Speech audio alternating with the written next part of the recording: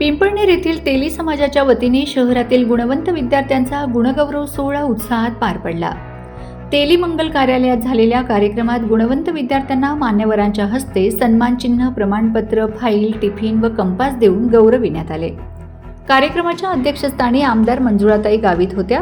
प्रमुख पाहुणे म्हणून धरणगावच्या नगराध्यक्षा लीलाबाई चौधरी, तळोद्याच्या नगराध्यक्षा भाग्यश्री चौधरी, पिंपळनेरच्या नगराध्यक्षा योगिता चौरे, नंदुरबारचे उपाध्यक्ष प्रथमेश चौधरी, तळोदा नगरसेवक योगेश चौधरी, मालेगाव नगरसेवक उमेश चौधरी, धुळे नगरसेवक युवराज चौधरी, पिंपळनेर नगर परिषदेचे सभापती डॉक्टर प्रशांत बागुल, नगरसेविका शोभा नेरकर, नगरसेवक प्रशांत सूर्यवंशी आदी उपस्थित होते।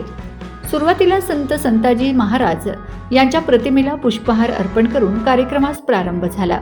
प्रास्ताविक तेली समाज अध्यक्ष पांडुरंग चौधरी यांनी केले। यावेळी समाजसेवेबद्दल गुढीपाडवा समिती, समर्पण सेवाभावी संस्था व समर्पित सेवाभावी संस्थेचा सन्मान करण्यात आला। कार्यक्रमास पिंपळनेर शहर तेली समाज अध्यक्ष पांडुरंग चौधरी, उपाध्यक्ष सुभाष नेरकर, सचिव भरत बागुल, सहसचिव देविदास महाले, कार्याध्यक्ष देविदास नेरकर, खजिनदार सुरेश बागुल, संचालक मंडळाचे सदस्य, युवक मंडळाचे अध्यक्ष प्रशांत नेरकर, उपाध्यक्ष गणेश चौधरी, सचिव अमोल चौधरी, खजिनदार लखन नेरकर, कोषाध्यक्ष निलेश चौधरी व कार्यकारी मंडळाचे पदाधिकारी उपस्थित होते।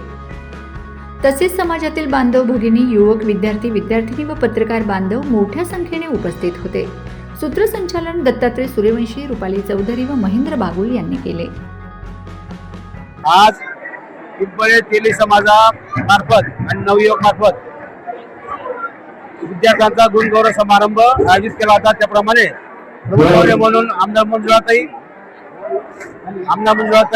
धरणगावच्या नगराध्यक्ष लीलाताई, तळोद्याच्या नगराध्यक्ष भाग्यश्रीताई, पिंपळनेरच्या नगराध्यक्ष योगिता चौरे आणि सर्व मान्यवर आले होते।